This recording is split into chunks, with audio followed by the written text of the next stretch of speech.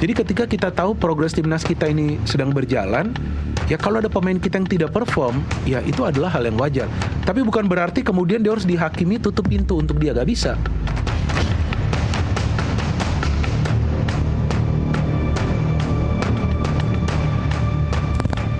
Dan kita harus biarkan John Herdman melakukan itu, gak usah berisik juga kita. Biarin dia lakukan itu. Tidak ada alasan bahwa kita tidak fight untuk lolos ke Piala Dunia, karena ini sudah matang timnya.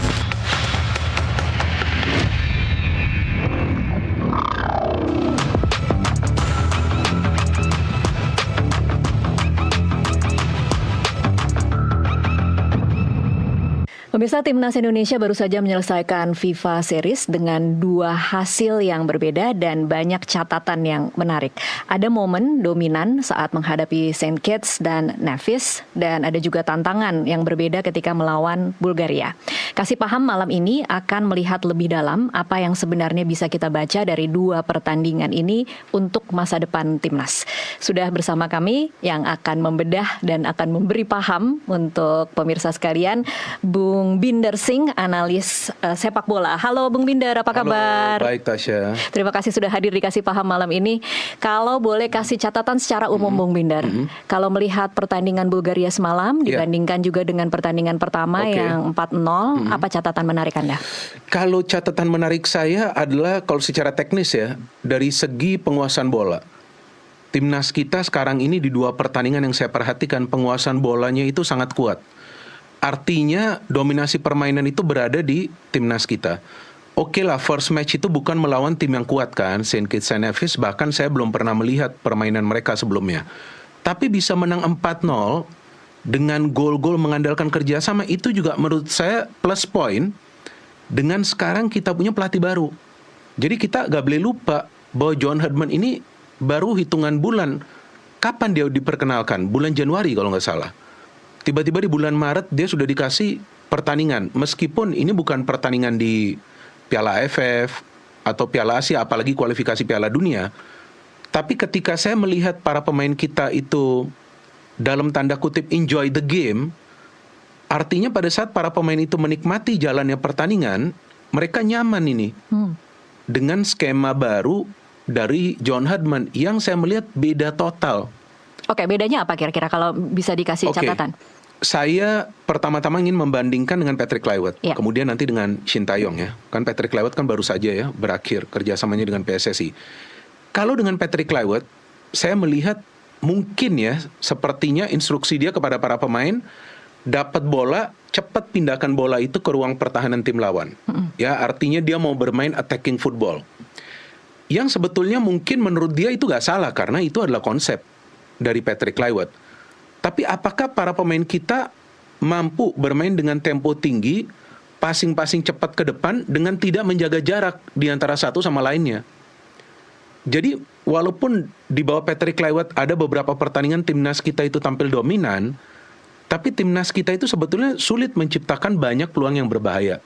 Ya kan, untuk bisa mencetak banyak gol, kecuali lawan Chinese Taipei lah, itu kan friendly match. Chinese Taipei juga adalah tim yang menurut saya lebih lemah daripada Saint Kitts and Nevis lah. Tapi di bawah John Herdman ini saya melihat para pemain itu jaraknya dekat dan mereka tidak terburu-buru memberikan umpan ke temannya yang lain. Mereka sabar dulu. Jadi ini kalau istilahnya mereka tidak bermain di bawah beban. Ini kalau kita bandingkan dengan Patrick Kluivert. Kemudian satu hal lagi, Patrick Kluivert yang sepertinya atau mungkin ingin timnas kita bermain dengan formasi 4 pemain bertahan. Awalnya dia coba tuh 4 pemain bertahan kan, kalah kita telak lawan Australia, dia balikin lagi ke 3 center back. Tapi tampaknya Patrick Kluivert ini keras kepala, tetap mau mainnya 4 pemain bertahan. Kita gak bisa buat apa-apa lawan Arab Saudi yang sebetulnya gak begitu kuat pada saat itu. Sorry ya, ini flashback dikit kepada saat itu. Dan kemudian lawan Irak yang sebetulnya juga gak, kalau kita melihat sebetulnya bisa itu kita kalahkan Irak lah ya, especially. Tapi John Herdman ini sudah kelihatan di 2 pertandingan awal, meskipun masih ada perdebatan lah di sosial media, 4 pemain bertahan, 3 pemain bertahan. Kalau bagi saya sih, ya itu adalah wewenang pelatih, terserah dia mau seperti apa. Yang penting para pemain tidak banyak membuat kesalahan. Tapi kalau yang saya lihat di 2 pertandingan awal ini, ya skemanya itu memang 3 center back. pada saat build up, pada saat menyerang, pada saat bertahan, ada tambahan satu pemain yang turun nih ke belakang dari posisi wingback untuk menutup ruang di pertahanan. Oke, ini adalah perbandingan antara John Herdman dengan Patrick Kluivert. Paling tidak di bagian itu sudah terlihat bahwa pelatih tidak memaksakan keinginannya ya untuk materi pemain yang seperti itu begitu. Wah, luar biasa, Anda lebih pintar ternyata. Anda artinya mengikuti nih perkembangan timnas. Ini sudah tepat sekali analisa Anda. Artinya dia tidak menuntut para pemain. Oke, dia melihat fleksibilitas para pemain ini seperti apa. Dan ingat loh, kalau nggak salah latihannya itu hanya 4 hari. Ya let's say 3 hari full lah. 3 hari full lah mereka latihan. Tapi John Herdman sudah tahu apa yang perlu dia lakukan. Nah, sebelumnya kan perdebatannya Kluivert tidak punya waktu yang lama. John Herdman juga tidak punya waktu yang lama. Dengan waktu yang sama bisa menghasilkan performa yang berbeda ya. Mungkin perdebatan lainnya Patrick Kluivert dengan timnas bermain di kualifikasi Piala Dunia. Itu bukan alasan menurut saya. John Herdman juga menganggap ini seperti pertandingan final mungkin nih Piala Dunia nih. Jadi first impression is the best impression. Ya kan, kesan pertama adalah kesan terbaik. Jadi dari awal dia mau para pemain coba mengikuti skema yang dia inginkan. Sekarang kita bandingkan lebih jauh lagi nih dengan Shin Tae-yong. Kalau dengan Shin Tae-yong, dia ingin para pemain kita itu bermain dengan intensitas pressing yang sangat kuat. Pokoknya kalau ada pemain menguasai bola, tutup itu pemain. Kalau kamu bisa tackle tapi bukan untuk pelanggaran. Tackle, ambil bola, dapat bola, switching play-nya itu harus cepat.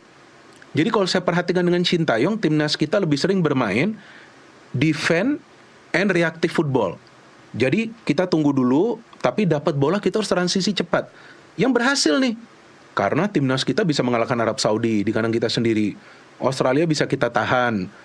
Kita hampir menang melawan Bahrain. Kita hampir menang melawan Arab Saudi. Ini sudah benar nih Shin Tae-yong lakukan. Jadi dia tahu bahwa para pemain kita, karena mayoritas masih pemain muda, punya level energi yang tinggi. Jadi kalau di bawah Shin Tae-yong nih, level energi dari permainan timnas itu sangat luar biasa. Yang saya juga kaget ya pada awalnya, kok para pemain kita nih sepertinya nggak kecapean. Terus dia imbangi dengan latihan fisik yang kuat. Kan sebelumnya kan ada juga tuh perdebatan, kenapa harus latihan fisik? Ya Shin Tae-yong ingin para pemain kita tuh kuat. Kuat dalam apa? Tekan pemain bukan untuk melanggar, kemudian dapat bola, switching play-nya itu cepat. Artinya itu butuh energi yang sangat luar biasa. Kalau sekarang kita berbicara tentang John Herdman, kalau kita bandingkan pressing dari John Herdman, sama gilanya seperti di era Shin Tae-yong. Coba perhatikan lawan St. Kitts and Nevis. Banyak sekali yang mengatakan kepada saya juga di kolom komentar saya, viewer saya, ya ini kan lawannya St. Kitts and Nevis. Tapi lihat daya juang para pemain kita, karena para pemain St. Kitts and Nevis itu sempat kebingungan, kayak mereka loss of ideas. Wah, kita harus menyerang dari mana nih? Karena pressing yang dilakukan oleh para pemain kita bukan saja mereka press ke pemain, tapi mereka menutup pemain lain yang kemungkinan akan menerima bola. Ini sama gilanya nih pressingnya seperti di eranya STY. Apa yang membedakan antara era STY dan... Yang membedakan sekarang para pemain sudah lebih matang. Kenapa? Pada saat era STY banyak pemain-pemain baru yang masuk, terutama para pemain kita yang bermain di luar negeri. Yang kita biasa sebut istilahnya pemain diaspora. Kan mereka ada tambahan. So, gak gampang juga bagi Shin Tae-yong pada saat itu kan mau membentuk chemistry. Tapi John Herdman ini kan sudah dapat nih materi pemain. Ini sudah lengkap. Siapa lagi yang mau ditambahkan? Kalau mau ditambahkan kemungkinan dari kompetisi domestik yang dia masukkan Donitri, yang ternyata tune in juga. Jadi kematangan para pemain sekarang sudah mulai terlihat dengan skema permainan yang tidak jauh berbeda yang diterapkan oleh John Herdman dengan eranya Shin Tae-yong. Walaupun lagi-lagi saya melihat Shin Tae-yong itu energinya luar biasa untuk pressing. Tapi John Herdman juga meminta, kelihatan para pemain kita pressing tapi dapat bola, sabar dulu, lihat di sekitar dulu. Nah, cukup disiplin berarti ya di situ ya. Sangat disiplin. Mungkin juga John Herdman ingin para pemain kita lebih bersabar agar tidak mudah kehilangan penguasaan bola. Jadi kembali ke poin saya di awal, dia fokus bagaimana para pemain kita bisa menjaga ini bola di kaki mereka. Jangan Anda mudah kehilangan penguasaan bola. Tapi selain itu juga para pemain kita diminta untuk berpikir, kamu tuh harus kasih bola kemana?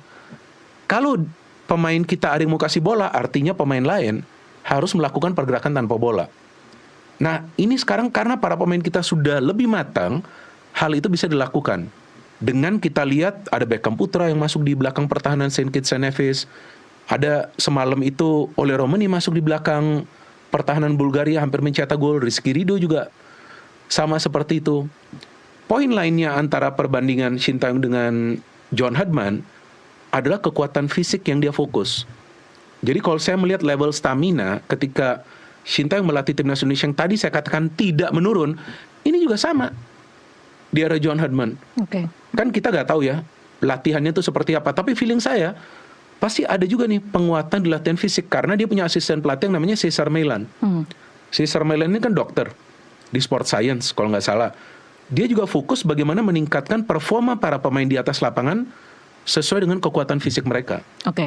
Nah, jadi kalau sekarang saya melihat 2 pertandingan awal ini, ya saya merasa lega aja.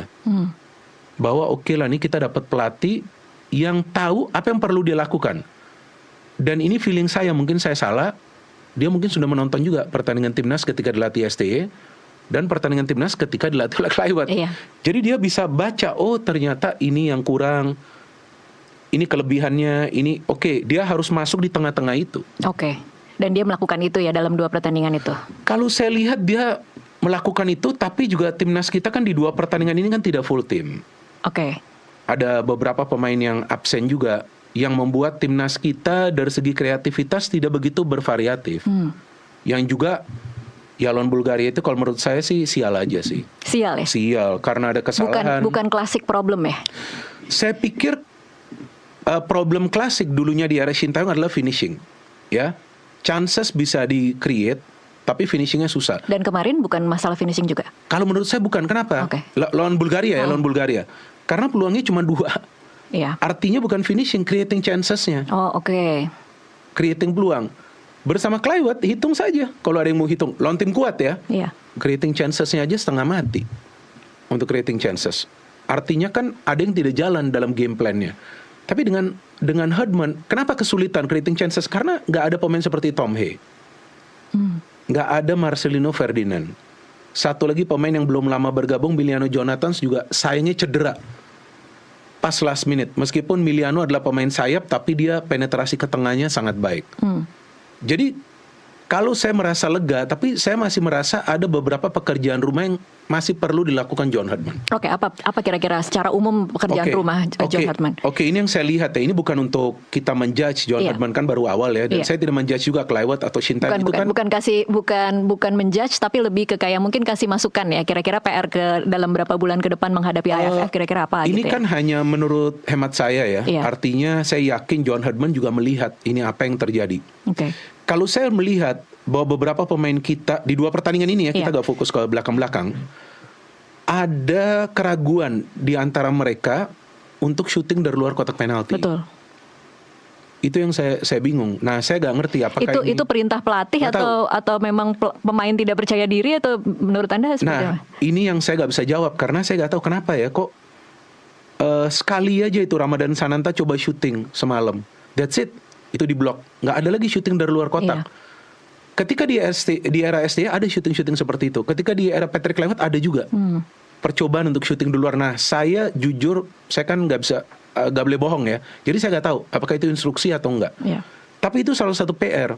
Karena seandainya lawan Bulgaria, kalau ada upaya-upaya seperti itu, mungkin timnas kita bisa create lebih banyak peluang dan bisa mencetak gol, karena Bulgaria bertahannya kan sampai ke dalam kotak penalti. Ini yang saya melihat, apakah ini bagian dari game plan atau tidak. Tapi saya sih melihat ada keraguan. Contoh ya, semalam ya, kalau Tasya nonton dan teman-teman nonton, itu Eliano itu sudah ada ruang. Dia tinggal syuting, kok passing lagi nih bola ke dalam gitu. Yang terus Kevin Dix mau umpan ternyata di blok. Nah, saya nggak apakah itu instruksi atau memang keraguan. Tapi kalau saya lihat sih Eliano ragu itu. Ragu terus dia passing, padahal itu sudah kebuka ruang. Yang kedua, PR-nya yang saya melihat ketika ada bola itu masuk ke pertahanan kita, nah ada kesulitan bagi para pemain kita itu sebetulnya untuk menghalau bola tersebut. Menghalau bola tersebut itu kan ya sebetulnya adalah udah mengeluarkan aja bola dari permainan. Tapi kadang-kadang menghalau bola itu tapi nyampe ke pemain tim lawan. Tadi malam beberapa kali ada terjadi. Beberapa kali. Nah, ini yang juga menurut saya PR kedua yang saya yakin lah John Herdman sudah melihatnya juga. Dan tentu setelah 2 match ini, ya dia akan duduklah bersama tim teknisnya, bersama tim kepelatihannya untuk mengevaluasi apa kekurangannya, di mana kelebihan kita, fokus untuk meningkatkan kelebihan kita. Tapi kan setiap lawan ini beda-beda ya Tasya. Iya. Jadi ya nggak